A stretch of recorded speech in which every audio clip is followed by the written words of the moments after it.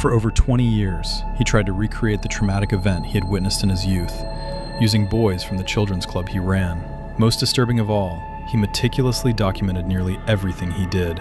Then, decades later, some of those long-lost recordings resurfaced and became publicly available. Anatoly Slivko was active in the Soviet Union between 1964 and 1985. During these 2 decades, he became obsessed with recreating an incident he had witnessed as a young man. In his early 20s, he once saw a driver plow into a group of pedestrians, taking the life of a teenage boy who happened to be wearing a young pioneer's uniform. That single event left a lasting mark on him. From then on, he sought out boys in order to reenact the scene. It was disturbingly easy for him, as he ran a children's club. After befriending boys who were usually on the smaller side, he would convince them to wear the young pioneer's uniform and participate in what he described as a controlled hanging experiment, supposedly designed to stretch their spines. Slivko reassured them that he would revive them afterward, but tragically, that wasn't always the case.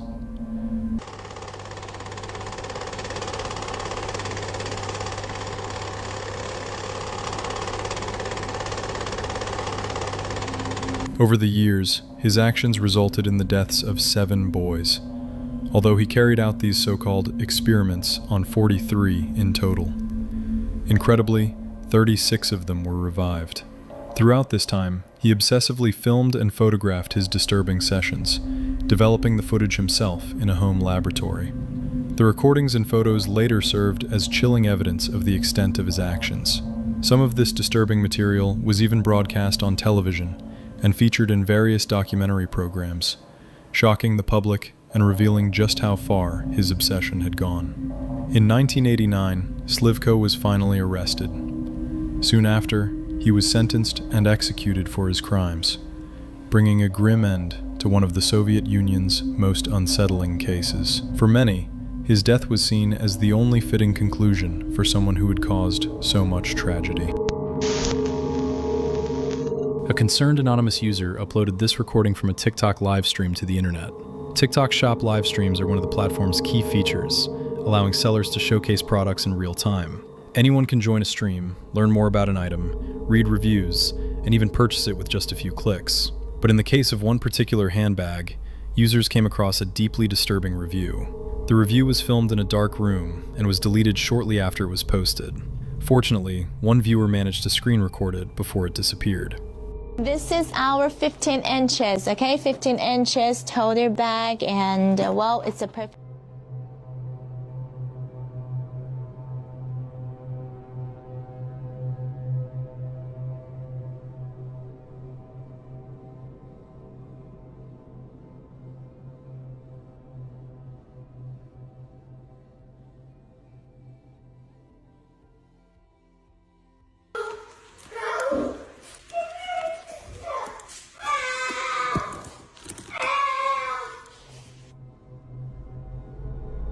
In the footage, a person can be seen holding up the handbag for the camera, but that wasn't what caught people's attention.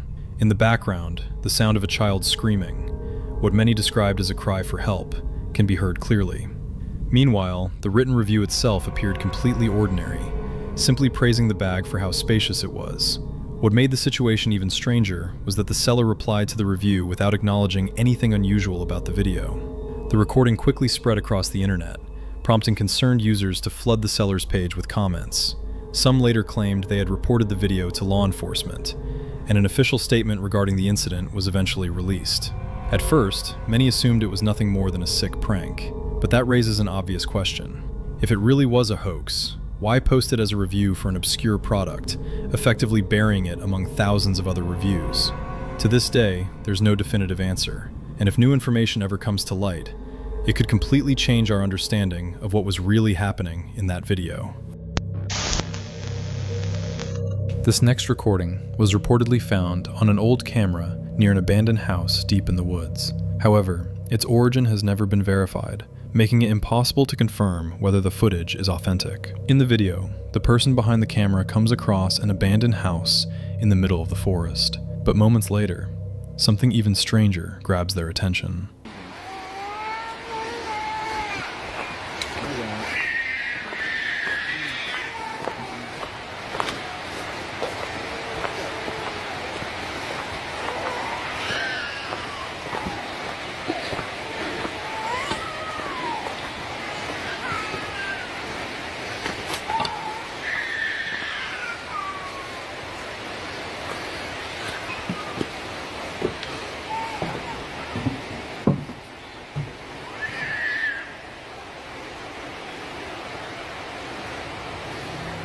The sound of a baby crying begins echoing through the trees. Judging by the person's reaction, they can clearly hear the cries and, despite their obvious fear, cautiously begin moving toward the sound. But the closer they get, the farther away the crying seems to become. The footage is undeniably unsettling. Even so, there's no way to know what really happened. Was it an elaborate prank? Someone trying to lure the person deeper into the woods? Or something else entirely? There is, however, a more grounded explanation. Some believe the sound may have come from a lyrebird. These birds are famous for their incredible ability to mimic almost any sound they hear, including human voices, babies crying, and even mechanical noises.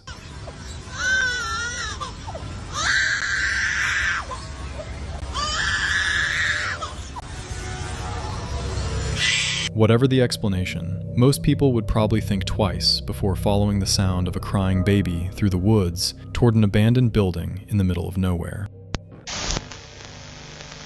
The creator of this video became convinced that his clown doll was moving on its own, so he began documenting everything that happened. The owner of the YouTube channel, The Soul Catcher, explained that one night, he and his father woke up to the sound of eerie laughter coming from the basement. They knew the only thing down there was Clyde, a hollow clown doll that he kept with the rest of his collection. Wanting to make sure no one had broken into the house, he went downstairs to investigate. Instead, he found something unsettling. Alright, so whatever it was, it's gone. Whoa.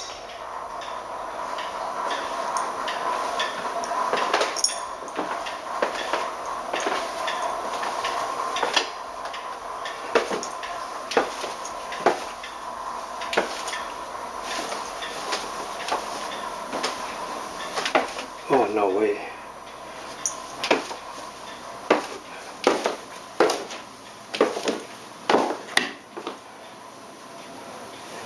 Alright, so it seems like something was trying to get out.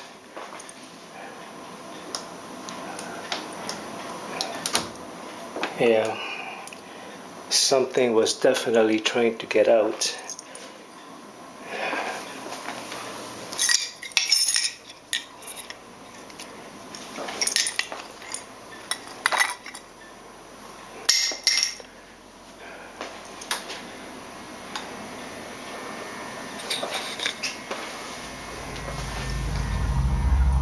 A cross that had been hanging beside the cabinet where he kept the dolls was now lying on the floor, broken. Believing one of the dolls might be possessed, he went to get some holy water to bless the collection. But just moments before he could do it, something even stranger happened. Holy water I got from the church in my neighborhood. I'm going to pour at him and see if there's any reaction. I'd like to see if there's a violent reaction that comes from, that could come out from him.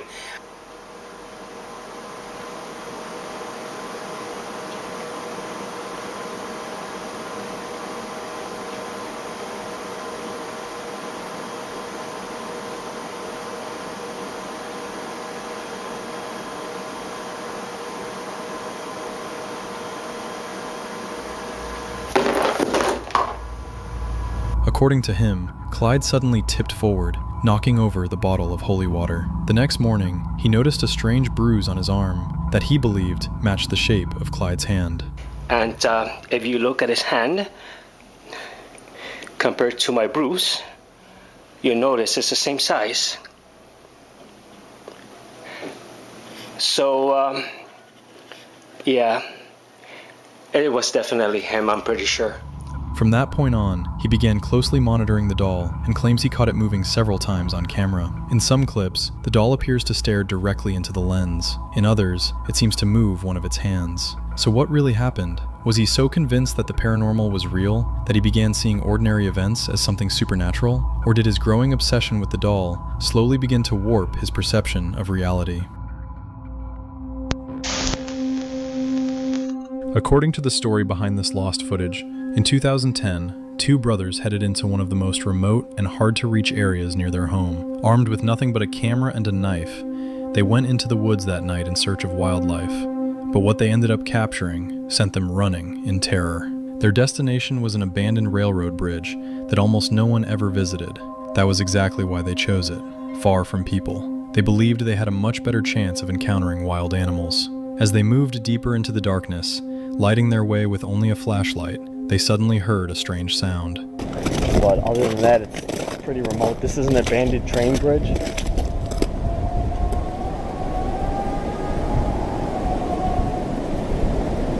Okay. I almost kind of don't want to go back over there. Yeah, my brother said he heard some weird things, but that's pretty weird. I've never heard a grizzly bear sound like that before. You got like chills going down your spine? Yup. I hope the camera got that.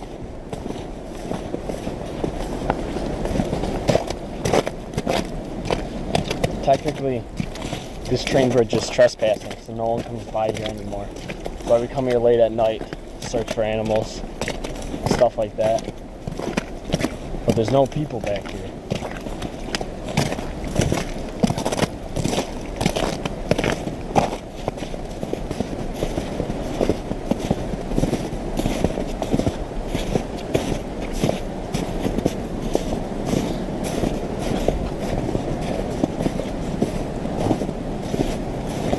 You can take that one path up here. Yeah. Is that right there? Yeah. Take to the babies.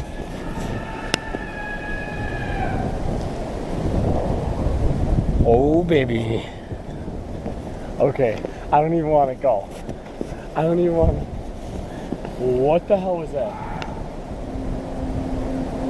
According to them, it sounded unlike anything they had ever heard before. Not a bear, not a cougar, not any animal they recognized. Despite the growing sense of unease, they kept going. But moments later, one of the brothers spotted something in the dark. Dude, fuck this. Should we? You got, Do it for the video? you got your knife? What the fuck is that? That's some deer tracks. Oh, did you ever hear like a rabbit get killed? They Yeah. sound pretty That was too loud though. far to turn back. Yeah. We can turn back really. Judging by the footage, panic hit them instantly. They started talking about turning back, trying to figure out what exactly was nearby. Seconds later, things became even more tense. The brothers heard more loud noises, and it sounded like they were getting closer, fast. Realizing they might be dealing with an unknown animal, or something even stranger, they decided to leave immediately. Wait! Holy, I think I saw it! Go! Go! Go! Go! They took off through the woods, running towards safety in a panic. One of the brothers was so terrified he could barely speak, repeatedly insisting that they had to get out of there as quickly as possible. Even as they ran, the strange sounds continued behind them. At one point, one of them claimed he saw something in the darkness, and both of them broke into a full sprint. In the chaos, they dropped the camera. Years later, they accidentally stumbled across it in the very same woods. Once the footage was posted online, viewers suggested that the brothers may have encountered a mountain lion or a bear protecting its kill. This long-lost footage was recorded in Chile on February 17, 2002, by a man named Francisco Javier Correa. The video quickly caught the attention of people fascinated by the phenomenon known as USOs, or unidentified submersible objects. Filmed on a VHS camcorder during a family trip to the beach, the footage appears to show a massive object slowly rising out of the waters of the Strait of Magellan before mysteriously disappearing beneath the surface once again. Está precioso hoy día, precioso, ¿no? Sí, está al máximo.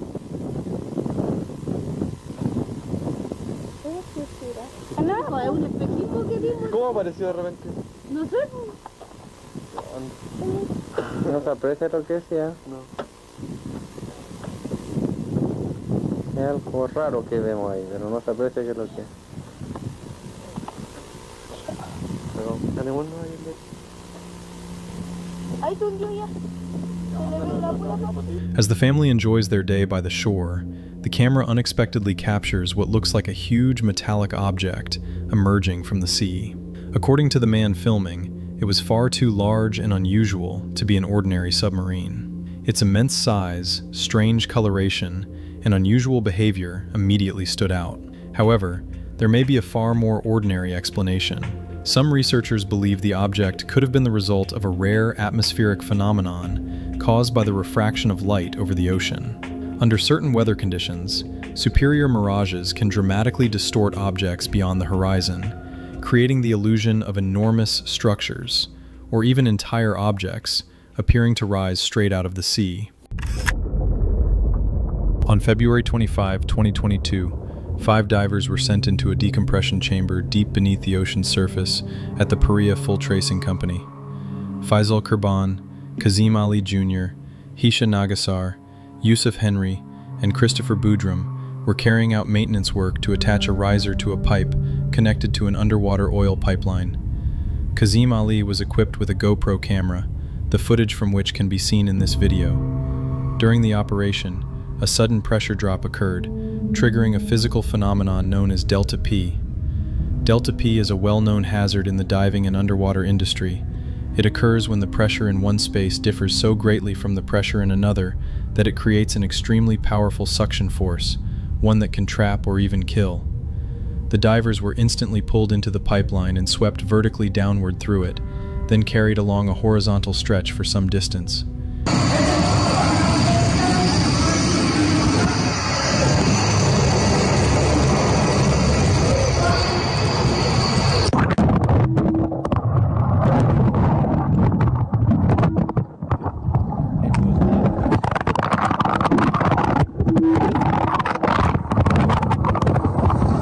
Inside the pipe, oil and sediment formed a layer about 6 inches thick, and the pipe itself was roughly 28 inches in diameter. As Christopher and Faisal began moving through the pipe, Christopher noticed that the fluid level was rising the further they went. He realized the danger. They could become fully submerged if anyone kept advancing. Lying on his back, without breathing gear and unable to see, Christopher bravely went under the liquid and, by pure luck, found 2 scuba tanks that had been sucked into the pipe along with them. Once equipped, Christopher and Faisal were able to navigate underwater through the oil-filled section of the pipe until they reached another air pocket. At this point, Faisal told him he could go no farther due to his broken limbs. I'm going to move further like this. There's a lot of water ahead. We only have 2 tanks. You're not sure if the tank is full. I make them understand the situation. Christopher pressed on alone, promising to send help as soon as he could. After many hours, Christopher reached a bend in the pipe where he could move vertically before hitting a dead end. There, he began banging on the pipe.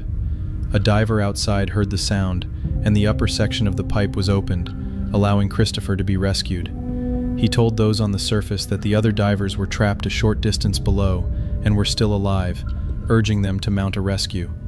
However, after Christopher's extraction, officials refused to authorize any further rescue attempts. Later, autopsies revealed that the other divers had survived for 3 days after the incident. An investigation concluded that the pipeline's owner should face trial for gross negligence and manslaughter, as well as for the categorical refusal to permit a rescue operation.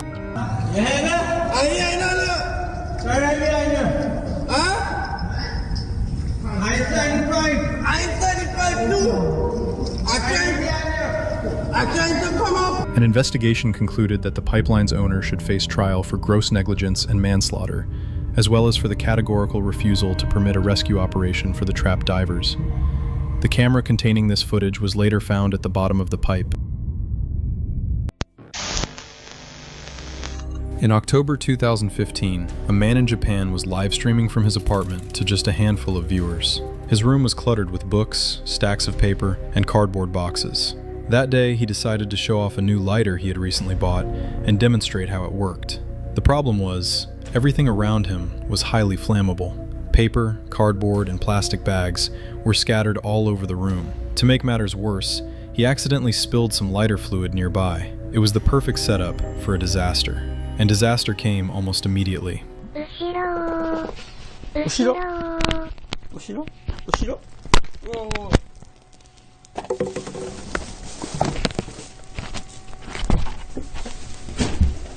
The moment he lit the lighter, the flame was much larger than he expected.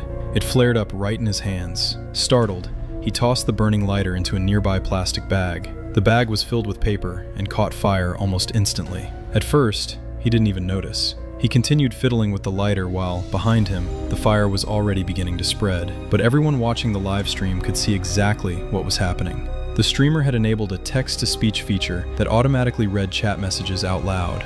The robotic voice heard throughout the recording wasn't random. It was the viewers desperately trying to warn him, repeatedly telling him to look behind him. They could already see the flames growing just a few feet away. When he finally turned around, things only got worse. なぜそこに置いたし、うふ。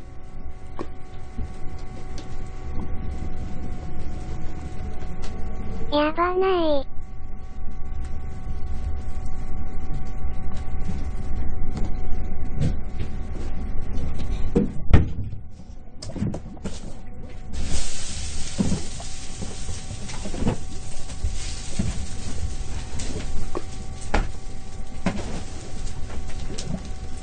ことを消火器消火器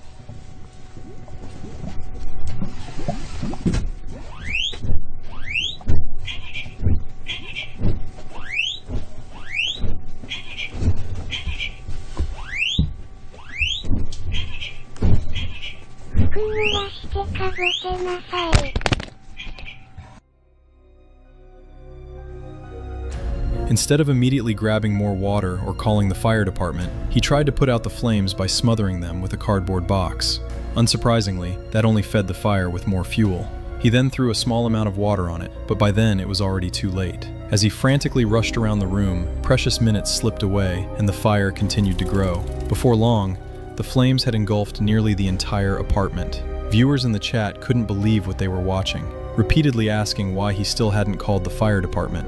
Eventually, the man had no choice but to flee the burning apartment. According to some reports, the fire eventually spread to neighboring apartments as well. There were reportedly injuries, although the full extent of the damage remains unclear. The original live stream and much of the information surrounding the incident were later removed, leaving behind conflicting accounts of what exactly happened.